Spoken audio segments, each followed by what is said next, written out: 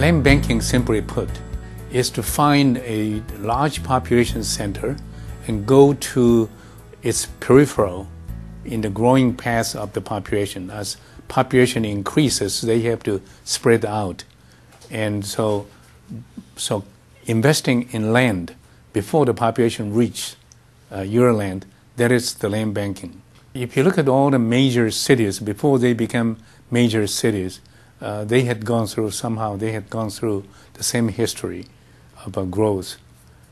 And it's a matter of how much more land is left. If there's a land in there, then there's more still opportunities available. I knew that the population growth in the Los Angeles basin in the north was blocked by San Gabriel Mountain. And the Antelope Valley is on the other side of San Gabriel Mountain. And it's very level, very developable. Antelope Valley is a very large place. Where we're involved is the southern tip of Antelope Valley.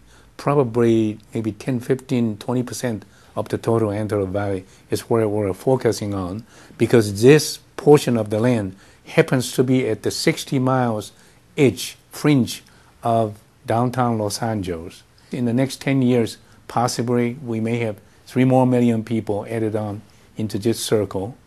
And 20 years from now, there will be 6 more million people added.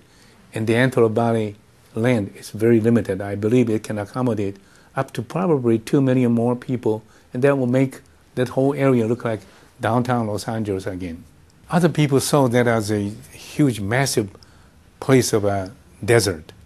I saw that as the outlet of the future population. I have received a lot of sarcasm. People say that I was buying sand and I was buying desert. But in my mind, I knew that I was buying a place where the population will reach. It's sand or not. Beverly Hills, once upon a time, was a sand. Once the freeway connects the two areas, the population will flow because the land is so inexpensive. The Antelope Valley was so inexpensive. As I recall, the first piece of land I bought was $1,000 per acre, only 1 mile away from downtown Palmdale, which today is probably worth maybe $100,000 per acre. So I knew that Antelope Valley was the opportunity. That's precisely what land banking means. That you buy before the houses come, and you sell when the houses come to reap that profit.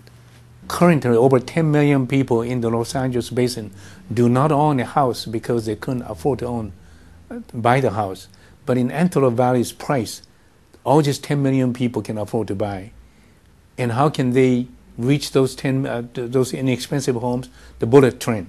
The bullet train will connect them to Antelope Valley in a matter of 27 minutes, no congesting traffic. If you had purchased land in Silicon Valley, it doesn't matter where in Silicon Valley you bought the land. Today, that value has all substantially increased. In order for a place to ultimately grow, the 10 key indicators have to be in place. There's, the level of land is easier to develop, the utilities, the general plan, population growth, industrial growth, residential development, all the 10 conditions. When 10 conditions are in place, it facilitates the growth of the area. Land banking is not a speculation. It's a long-term endeavor. It's a pre-calculated, knowing that population will increase, the counting on that population increase to increase the land value. I don't know that any other place provides better opportunities. If they do, I would like to listen to and analyze, and then I'll take action.